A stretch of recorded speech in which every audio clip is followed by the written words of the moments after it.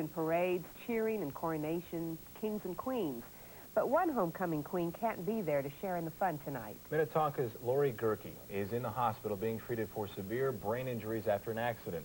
Inga Hammond is live in Minnetonka following what's been a bittersweet day for Lori's parents and classmates. Inga?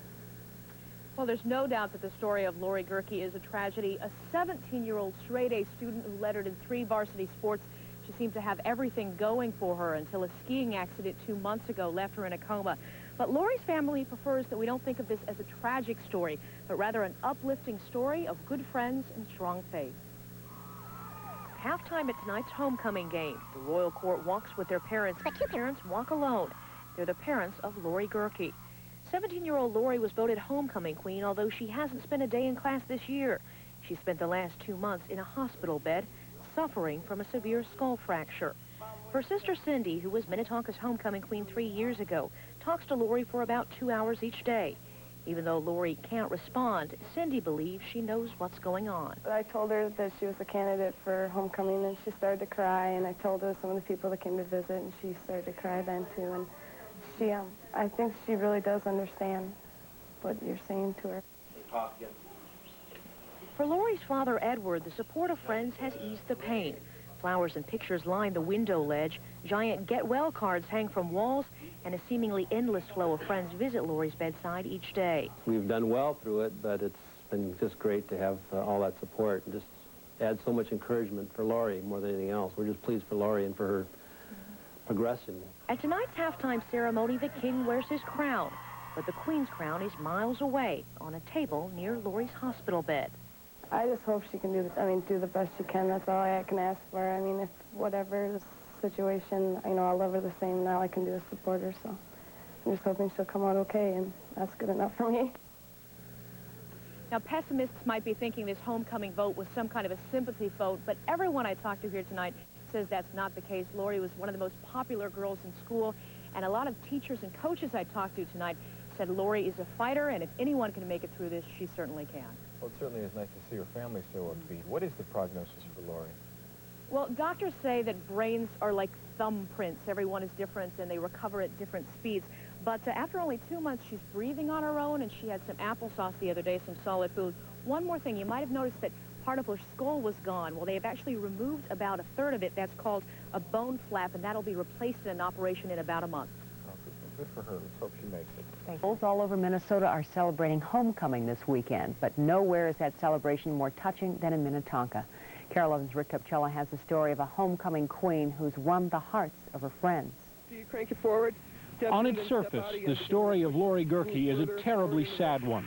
A beautiful and ambitious skier ranked among the top in the state. She faced a nearly fatal accident on these Oregon slopes only days after these pictures were taken. It was an accident that left her largely lifeless. It's been 7 weeks of recovery, progressive but slow. But the story of Lori Gerke, like the story of her life, is not a sad one. This is a story of tragedy overshadowed by the power of people. She's come a long ways. A lot of miracles have happened in the process. The miracles Lori's family have seen come in the form of her friends and the power those friends have had in Lori's recovery. While in deeper comas, they called her by phone, talking into her ears, even sending tapes of high school chatter. They forced her back to their reality.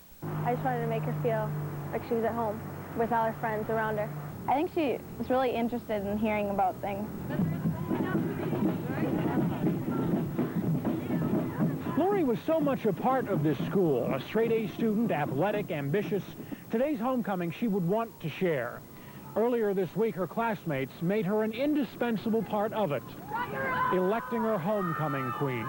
For sure, it was not a sympathy vote at all. I mean, she's definitely been in the running for homecoming queen throughout school. Her friends say Lori would be organizing these tributes for anybody else. The young woman who gave so much, they say, had this much coming.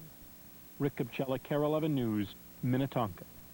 Doctors say it's still too early to tell how Lori will do in the long run, but her friends and family remain optimistic that she'll recover. It's almost impossible for the average American to see the leaves begin to fall and to smell the distant fragrance of a bonfire in October without thinking of high school and homecoming. And out in Excelsior this afternoon, they held a homecoming parade, and everyone was there, except the homecoming queen. But she felt far from left out. Alan Cox explains why, for this particular girl, homecoming bonfires and falling leaves will always remind her of her classmates' love. In snapshots and on videotape, you can see the victories of Lori Gerke. In the fall, she played tennis. In the spring, she was catcher on the softball team. That made her a scholarship prospect for college. So did her skiing, ranked high in the state.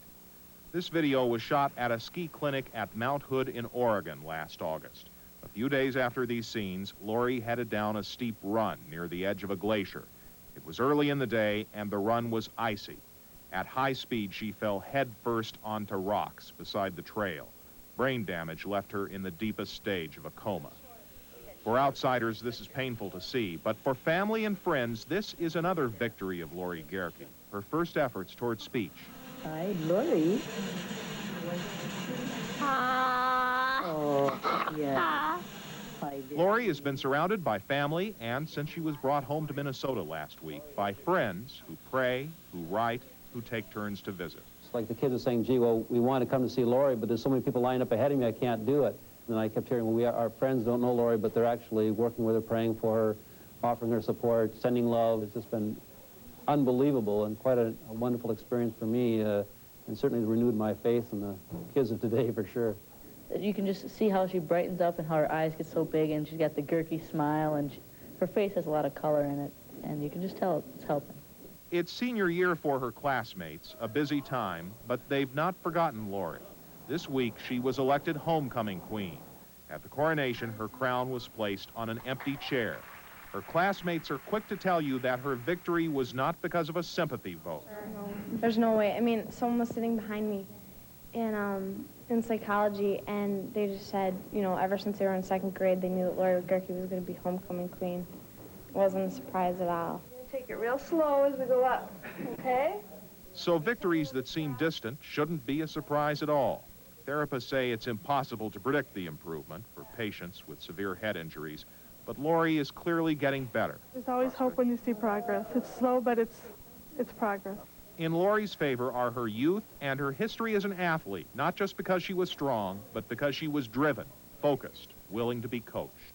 She's a hard worker in 3 sports, very easy to coach, always wanting to learn and always wanting to do better. So I can see if anybody's got willpower to overcome this, it certainly is Lori. She'll be able to do that. I have no doubts in my mind about that. You can't help hearing that story without believing, absolutely believing she's going to be back full strength. I hope we revisit the story real soon with some good news to report. Let's hope. We'll be right back. Okay, we've got Matt in the gate coming at you. We told you about a young Minnetonka woman who suffered a brain injury this summer in a skiing accident. Tonight, we have some good news to report. 18-year-old Lori Gerke has made great progress, and today she was back with her ski team. A few months ago, the only way Lori Gerke could get up was with the help of nurses and a vertical support. Now she's able to walk again with a little help from her father, Ed. Lori's determination is as easy to see as her star-spangled headband, a gift from neighbor David Wheaton. Right there. This afternoon, Lori signed her own overnight pass from Abbott Northwestern Hospital. Her mission, to cheer the Minnetonka High School ski team on to victory in their first Lake Conference meet. It's just what any good co-captain would do. She's excited to be here. I went to a hockey game with her last Saturday, and she's loving it. It's really great for her to get out.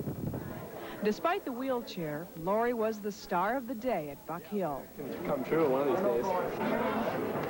No accident could wipe out her winning personality. This fall, while Lori was still struggling to come out of a coma, her classmates voted her homecoming queen. Today, the queen took to the slopes, this time to watch. In August, during a ski trip at Mount Hood, Lori fell and suffered a severe skull fracture. When I look at her, I don't even see her accident at all. I just, see her. And basically, that's what she is, because she's the same person. Ann Halverson and the rest of the Tonka team expect to ski again with their friend sometime soon. Definitely. She's already making plans for next year to go skiing. A couple weeks ago, she said she wanted to try and ski by Christmas, but I think that's pushing it a little bit. So I think if she can get walking by Christmas, we're doing great. Ed Gerke says bringing his daughter to the ski slope was bittersweet for him and his daughter. This was her year, her senior year, and she wanted to be the best, and she's training for it, and she wants to be out here racing, not sitting in a wheelchair. Tonight, while Lori watched, the ski patrol rescued another skier who, like Lori, had injured herself in a fall. That skier is fine, and Ed Gerke says he'll never try to stop Lori from skiing again. One of Lori's last comments in her notebook before her ski accident happened was no risk, no gain. And I guess she's lived her life that way. So she's risked, and I know, and this is just another experience in her life of growing and learning. Lori and her father know she's a competitor. Now she's facing a steeper challenge than any of her teammates have ever seen. Ed Gerke says his daughter should be able to check out of the hospital early in January. Then she'll spend her days in physical therapy and be home with her family at night. You know, I just have a hunch that by next Christmas we may be doing a story on her as she skis down those slopes of Buck Hill. That is one young, ambitious lady. We'll be back in just a moment.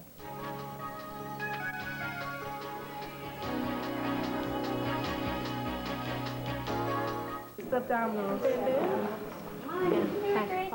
For Lori Gerke, it's literally one step at a time. Just a few months ago, Lori was in a coma. Tonight, she's fighting her way to recovery and is home for Christmas. Some people call it a miracle. Good evening. Dinah has the night off. Lori Gerke's incredible recovery is just one of the stories on this Christmas Eve edition of KARE 11 News. Lori Gerke and her special Christmas. Lori had everything going for her. She got straight A's in school, was beautiful and outgoing, and one of Minnesota's top high school skiers. But then just days after these pictures were taken, the 17-year-old from Excelsior hit her head on some rocks during a fall on Mount Hood in Oregon. She went into a coma. That was in August. But as KARE 11's Dave Wildermuth reports, those dark days are over. You step down, If Lori Gerke could give herself a gift this Christmas, it would surely be independence. There you go. How about over here? That she is alive to wish, to want, to walk is a gift in itself. In August, this beautiful, ambitious Minnetonka High School senior went to Oregon with her ski club. On the slopes, she was ranked among the best in this state. But just days after this footage was shot, Lori suffered a near-fatal fall. The accident left her largely lifeless. Her family, her friends, brought her back. At school, they voted Lori homecoming queen. At the hospital, they plastered her walls with signs. They filled notebooks with letters. They called. She listened. Only now can Lori tell everyone how much it all meant. When I think no one cares, I like the signs, and it's just It's all the love and support and prayers and everybody doing what they can to help and support and send love to Lori, and it's all, I know, contributed to the miracle that Lori is right now. Indeed. If Lori's strength is slow coming, her sense of humor certainly is not. No sorrow or sappy story she made us promise. Lori Gerke is coming along fine. slowly but surely. Slowly but surely. It's home for the holidays, but she'll be back in therapy at week's end, with an end goal of walking long before next Christmas Eve. Dave Wildermuth, KARE 11 News, Minneapolis. In fact, Lori wants to walk across the stage with her classmates for high school graduation in June.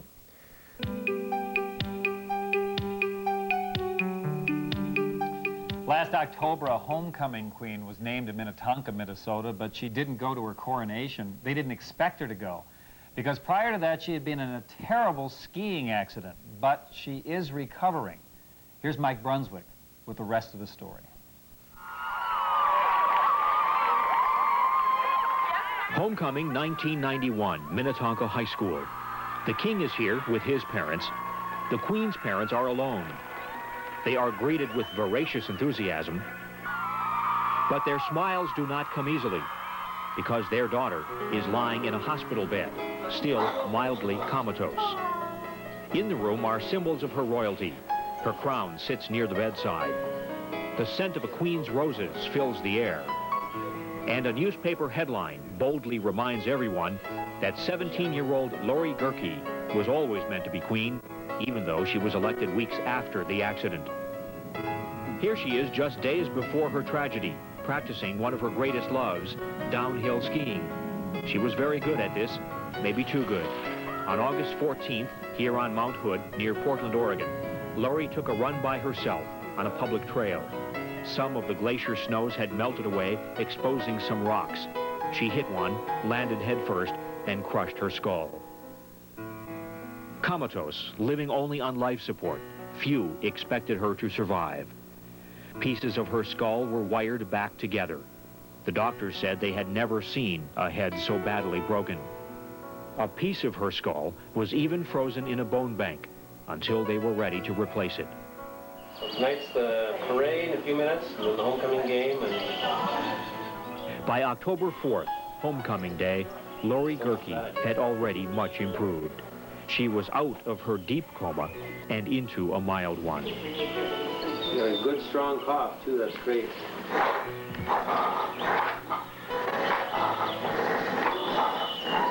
want to help you, but I can't. Usually staring ahead, occasionally a tear was visible, sometimes a smile. It seemed the girl many thought was gone forever was instead on her way back. Love you so much. There seems to be an awful lot of love in the air surrounding you. Yeah. Thank God. Within just a few months, Lori was out of her coma, out of bed, on her feet, and talking. What's the first thing you remember following the accident? Oh, my mom. Your mother? Yeah, when she told me I was going. They say the day she was first told she had been elected queen, a tear rolled down her cheek. It was a clear sign she understood. With friends and family almost constantly by her bedside, Lori never lacked a sense of support. And I thought, oh my God, they really care. Some of that caring came even from strangers. Sherry Melander, a model featured in a July newspaper story, wrote Lori a 3-page letter. Sherry was told her crippling illness would end her modeling career, but she struggled back. She wrote to Lori, "I was so impressed by your strength and courage.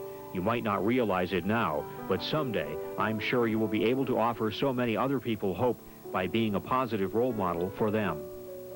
This is the nicest letter I've ever gotten in my whole entire life. For sure.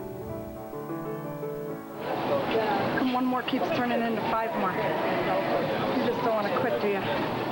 Lori has become an incredible role model.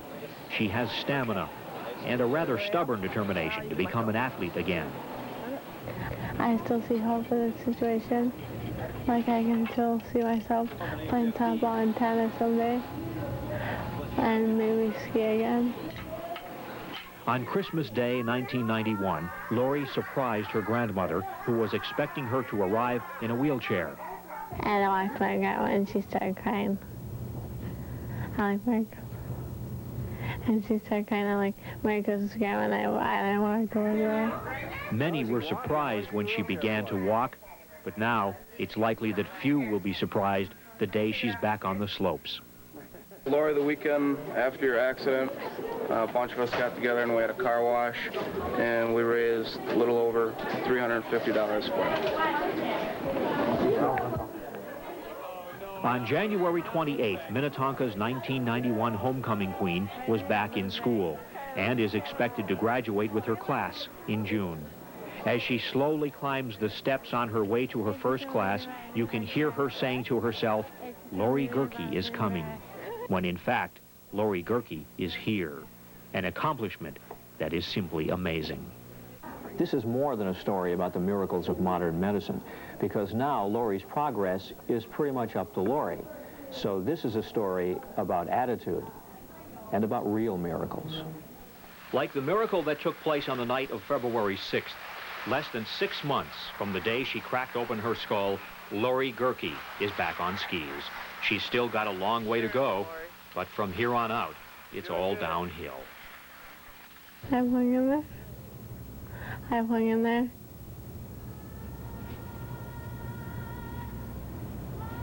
I'm just afraid that I get better. Or like it was before. Should I be good now?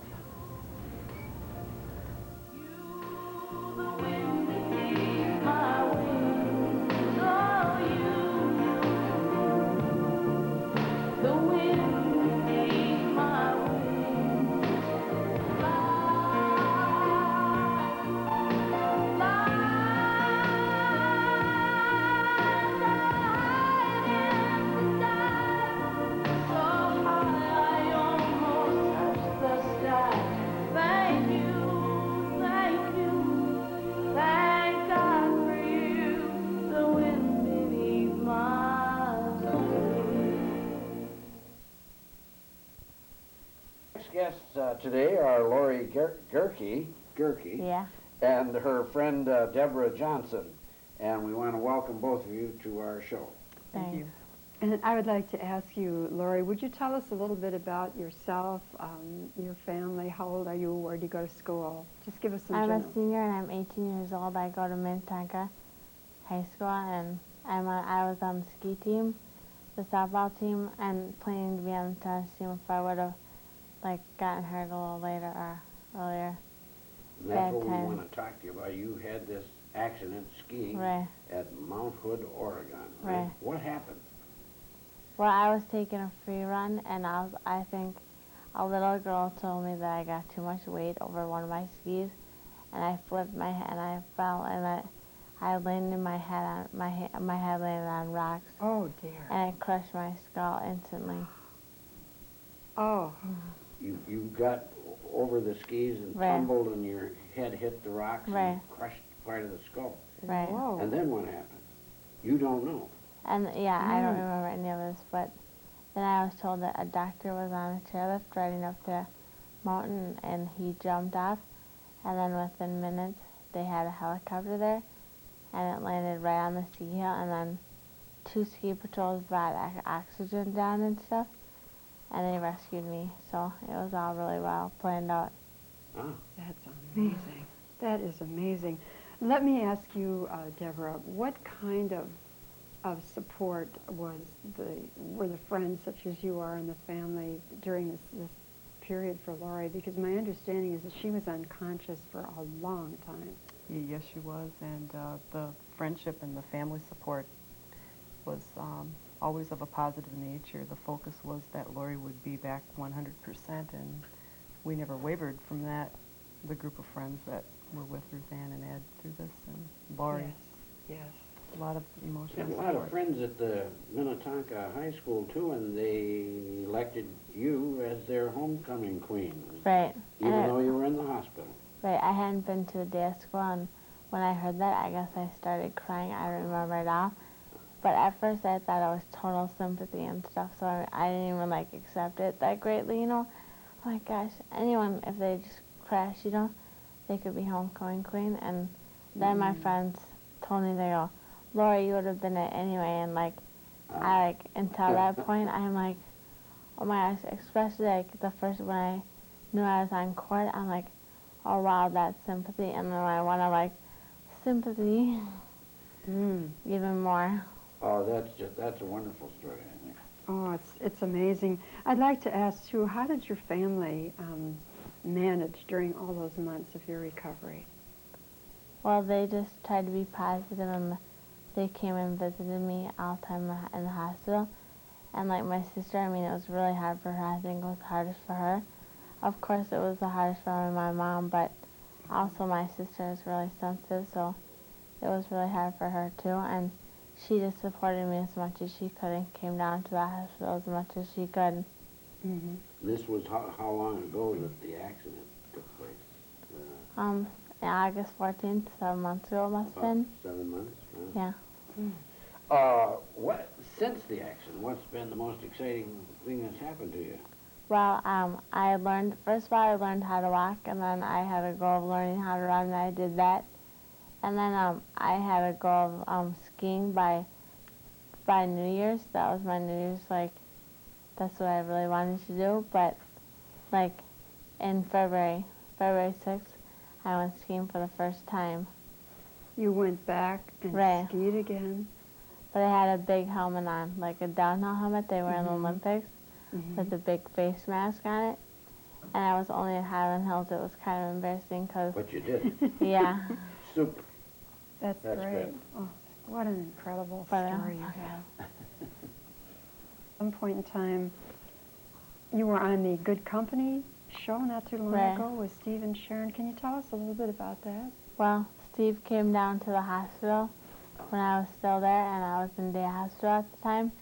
And he sat me down and he interviewed me one-on-one. And I was so shy and I was so embarrassed. I didn't even know how to talk about it at the time. I like that I don't know. Kind of the big time thrust on you Yeah. there. Oh, that's amazing. Oh, that Well, is do you have amazing. any advice or counsel that you could give to our audience? What this experience has taught you? Yeah. Don't ever take anything for granted. I never will again, I hope. Because the first time I had dinner with my mom, my family, I walked out of there and I go, wow, I never thought dinner could be so wonderful with your family. It's a pretty exciting Because event. I took it for granted before, like everyone else, but... Well, we want to thank you for sharing your story with us today, and maybe we'll see you again there. Okay. Thank you for coming. Thank you. At the Olympics. Wonderful. You've Thank been a you. great inspiration. Our next... This time last year, Lori Gerke led her team to the state tournament. The catcher was also a standout on the slopes.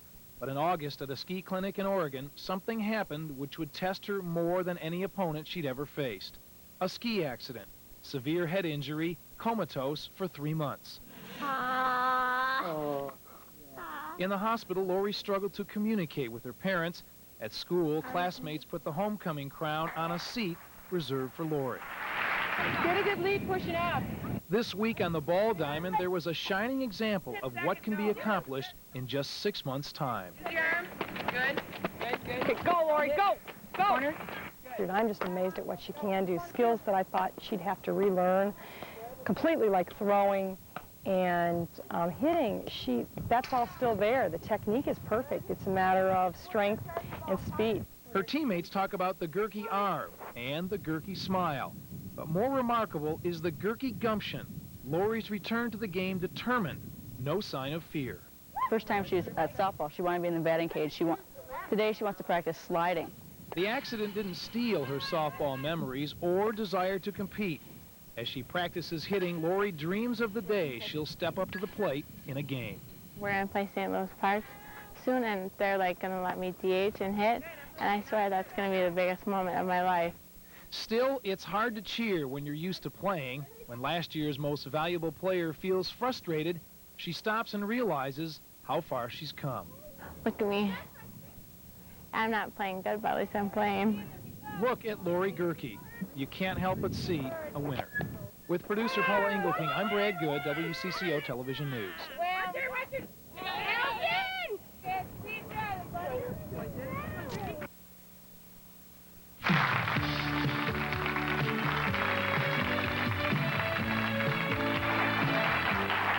It was in October of just this past year, as it has done every year in its existence, Minnetonka High School crowned its homecoming queen.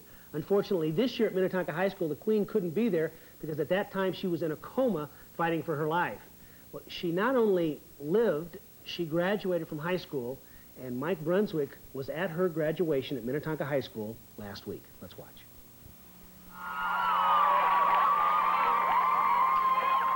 Homecoming 1991, Minnetonka High School. The king is here with his parents. The queen's parents are alone. They are greeted with voracious enthusiasm, but their smiles do not come easily because their daughter is lying in a hospital bed, still mildly comatose. In the room are symbols of her royalty. Her crown sits near the bedside. The scent of a queen's roses fills the air. And a newspaper headline boldly reminds everyone that 17-year-old Lori Gerke was always meant to be queen, even though she was elected weeks after the accident. Here she is just days before her tragedy, practicing one of her greatest loves, downhill skiing. She was very good at this, maybe too good. On August 14th, here on Mount Hood, near Portland, Oregon, Lori took a run by herself on a public trail. Some of the glacier snows had melted away, exposing some rocks.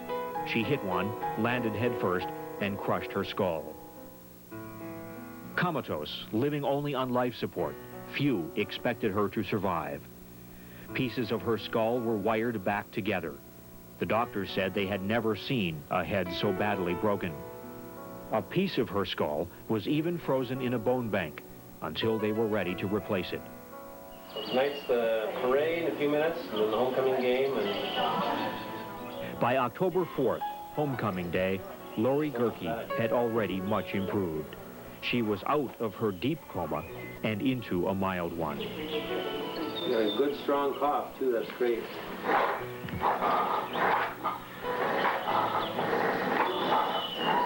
I want to help you, but I can't.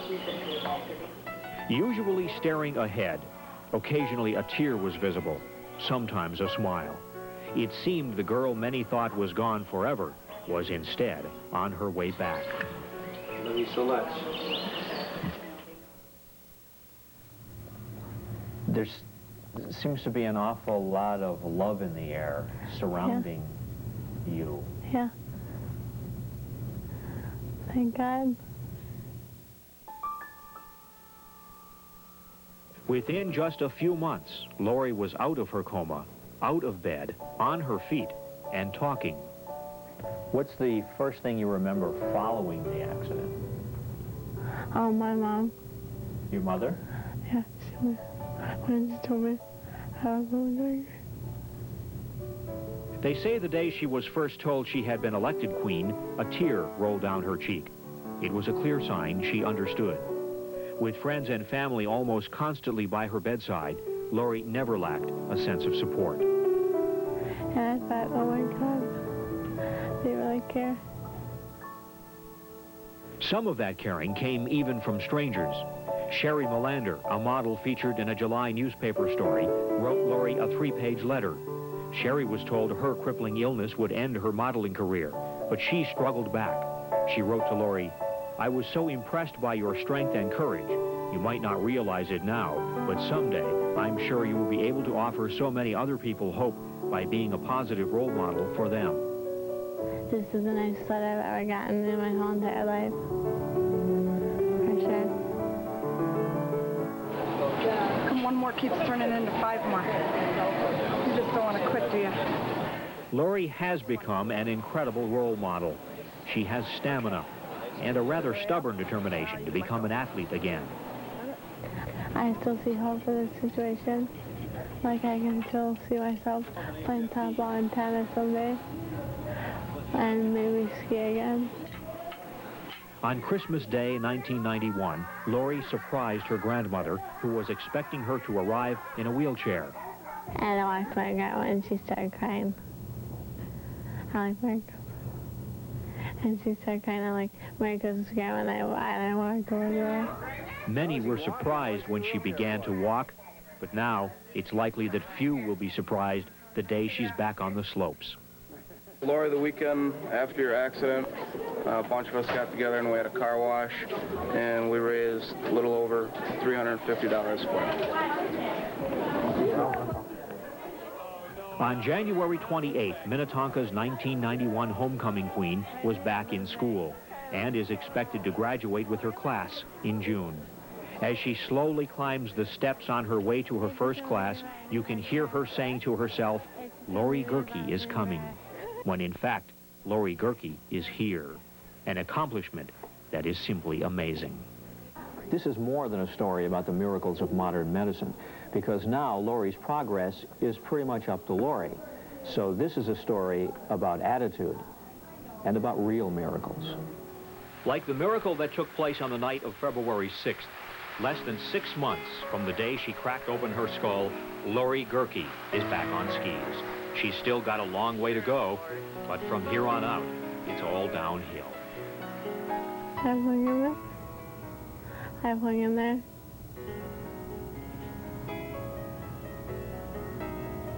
I'm just afraid that I get better.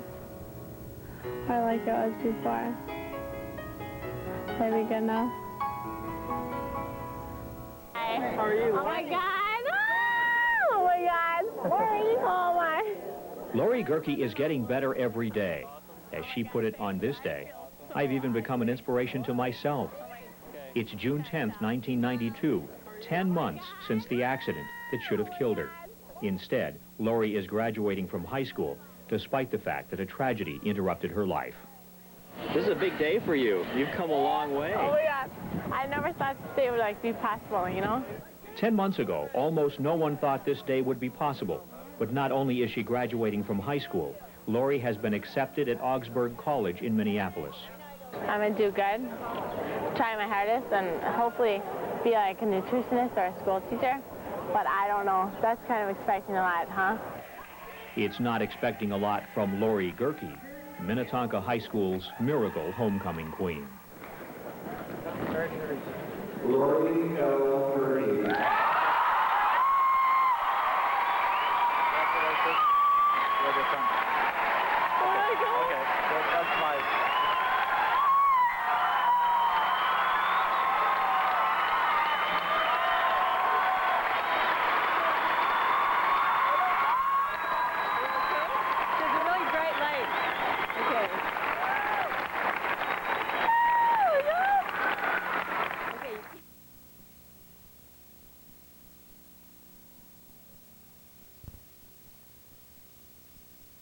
This is the hometown team, WCCO 4 News. Hello, I'm Amelia Santinello. And I'm Don Shelby. Tonight, in the wake of Sonny Bono's sudden death on ski slopes, a local woman is encouraging skiers to wear helmets. Lori Gerke was a competitive skier. That all changed after a skiing accident. Gerke didn't hit a tree like Sonny Bono did. She hit rocks. WCCO's Jim King joins us live from a ski hill in Bloomington with a story of a personal plea for helmets on the slopes. Jim? Yeah, that's absolutely right, Don. And in fact, accidents, as we know and we've heard recently, can happen so quickly on slopes. The accident that you're referring to, and Lori, happened out in Oregon, out at Mount Hood. Now, she says that an accident like the one that she had could have been prevented by wearing a helmet, and she hopes that the attitudes about helmets are changing. So important for people that wear a helmet is because you never would know what's going to happen. It doesn't take that much to wear a helmet, but the benefits can be so huge. They can save your life. Lori Gerke's adamant about helmets. It's because at one point she was a competitive racer who constantly pushed the limits until that fateful day at Oregon's Mount Hood in 1991 when she went too far. When I, tried rolling my ankles, I lost control and just went flying into the headfirst into the pile of rocks. Lori suffered massive head injuries which left her in a coma for 11 weeks. I just remember waking up to a lot of people around my bed. Sam, settle down. She's come a long way since we visited with her in October of 1991. At that time, she was struggling through a challenging rehabilitation. Lori's convinced that if she'd been wearing a helmet, things would have been different. And now she hopes that people will take advantage of new equipment and recent awareness. And I just think, wow, you're so lucky. I mean, it's the thing to do, you know? I mean, nobody even thought about it when I was skiing. Maybe they said, yes, you should wear a helmet, but nobody listened because nothing traumatic had happened yet. But of course now a lot traumatic has happened. Of course her accident as well as Sonny Bono and Michael Kennedy Jr. Just an observation when I'm looking at the kids on the slopes here. The older ones, a lot of them are not wearing helmets, but the younger ones are, and they have some cool colors and that type of thing, and it's actually kind of fun for them to have different helmets, and so it's making them fun, and that's an attitude that of course Lori wants and many others in light of all the tragedies. Yeah, America's way behind on all of this. In Europe, it's demanded that those helmets be worn by children on all slopes. Yeah, you make a good point. It's demanded. Also, they give cut rates to some of the tickets that you get to go on the slopes if you do have a helmet. So there's some incentive there as well overseas, but not here in the States, as you mentioned. All right, thank you very much. Now, we know that ski helmets start at about $100. A 46-year-old St. Paul